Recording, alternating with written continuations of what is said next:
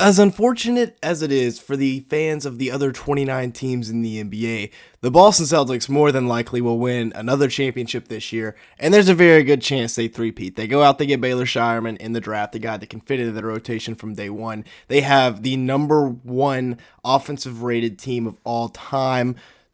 And they play 8 guys. I mean, it's not like there's a weak link among them. They've given out big extensions, so the entire core is here for the next 2 to 3 years at least. And then Baylor Shireman can replace Sam Hauser eventually, although not this year. He's not that good yet. He's definitely a scheme fit. I think he's going to fit right in with what Brad Stevens and Joe Mazzulla have built, which is the best offense that I've ever seen. I mean, this team as a cohesive unit is so beautiful. Just watch this play. Al Horford is going to take Daniel Gafford with him to the corner. Jrue Holiday is going to set a slip screen. Luka's going to stay up.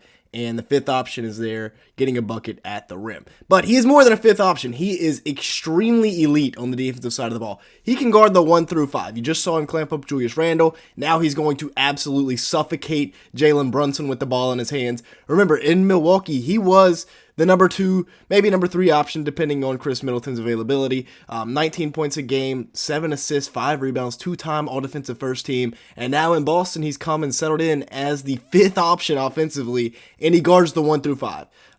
Give me that. Just when you think you get by him, he comes back. With Kristaps now guarding Tobias Harris in this picture here, you have the guard-on-guard ball screen action for the Celtics defensively, and Jrue Holiday is going to bluff like he's going to guard at the rim, comes back for the steal, leaks out for the easy dunk. Easy money. Now he's guarding Joel Embiid, who he forces him into an air ball. Interesting shot selection right there from Joel, but Jrue Holiday is so huge for this Celtics team. You also have Al Horford, and then once again, you see Jrue Holiday, Sam Hauser in here, feeding Jaylen Brown. This is an absolutely beautiful play here. 2 guys go over the dribble handoff. Jrue Holiday slips it. Maxi Kleber has to rotate over. PJ Washington has to rotate down, and Josh Green doesn't get there in time. So Jaylen Brown is hanging from the rim. And Jaylen Brown, I mean, he's probably not the best player. I'd probably give Tatum the best player award, but golly, if he's not close.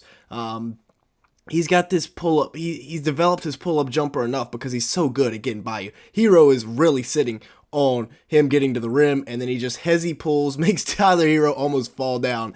That is, if he's doing that, if he's hitting sidestep threes especially, then he is nearly unguardable because he is so electric when he gets downhill and in transition. He and Tatum both are nearly unstoppable going downhill, relentless at the rim, so much athleticism. Here he is again. He's got 2 open driving lanes. Check out Cam Thomas locking up. Not even in the screen. But a pump fake, and then knocks it down in his face. Just freezes the defender with that pump fake. He's an absolute transition nightmare as well. As he gets going downhill, he is incredibly tough to stop, and he will finish over you. This is the 4-time NBA Defensive Player of the Year that he just baptizes here. Puts him in the rim and flexes on him out of bounds. Look out, Mr. Gobert. And then you have Jayson Tatum. Yes, he's the corniest player in the league, but he is still very, very good. The entire offense for Boston revolves around Jayson Tatum and Jaylen Brown, and both of them are very, very good at what they do. Here he is slashing to the rim. Jaylen Brown was also wide open for the 3 there. Once again, slashing, breaking down this defense. They are both automatic paint touches. It's nearly impossible to keep them both in front and accounted for. And when Tatum gets going downhill, he is so good. Puts Peyton Watson into the front row right here after this dunk. Get up, young man! Tatum is also a very, very underrated passer. He sees here early in the play, before it develops even, Jaylen Brown wide open on the left side of the court for the open 3 ball. And then, once again, when he remembers he is 6'9", and gets downhill, he is dangerous. I mean, a facial on Daniel Tice there. Paul's that, of course. But, I mean, once again, coming off the screen here and dunking on people. Like, he should be driving so much more. I know he shoots 38% from 3, which makes him even harder to stop. He'll be 26 for the majority of next season. He likes this little spin-off move, too. He just did it in the Olympic showcase and dunked on Xavier Tillman, his former or future teammate. Jaylen Brown driving here, finding Derek White, and just overall, all 4 of their, I guess you could say, guards in the starting lineup, all 4 of their playmakers can drive, kick. It's a drive and kick offense, and they are so good at it because even Jrue Holiday and Derek White, the 4th and 5th options, are elite at it. And I mean, they had 8 players make over 100 3-pointers. Jayson Tatum made 229 at a 38% clip. That is very, very good. Sam Hauser almost made 200, coming in just short at 197. Same thing for Derek White, coming in at 196. I mean, this team is... They took what the Warriors did with their backcourt and just blew it up and made it for their entire team. Shoot as many threes as possible. Pritchard made 147, Jaylen Brown 145, Jrue Holiday 138, Kristaps 110 in just 57 games played, and then Al Horford 108 off the bench. Their bench unit also deserves a little bit more credit than it gets. Peyton Pritchard, Sam Hauser, and Al Horford, even though Pritchard didn't get as much PT down the line in the playoffs. But I think that Baylor Shireman is going to fit right in.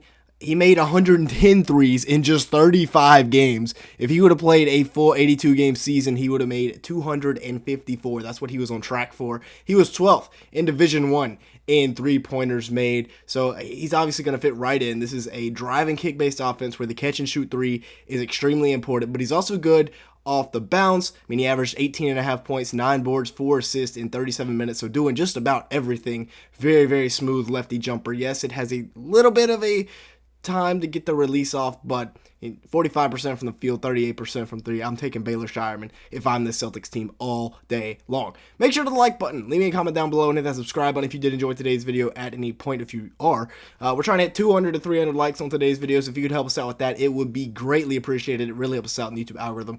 And as you can see here, basically everybody that watches these videos are not subscribed. So if that is you, go ahead and fix that now. With that being said, let's go ahead and continue on.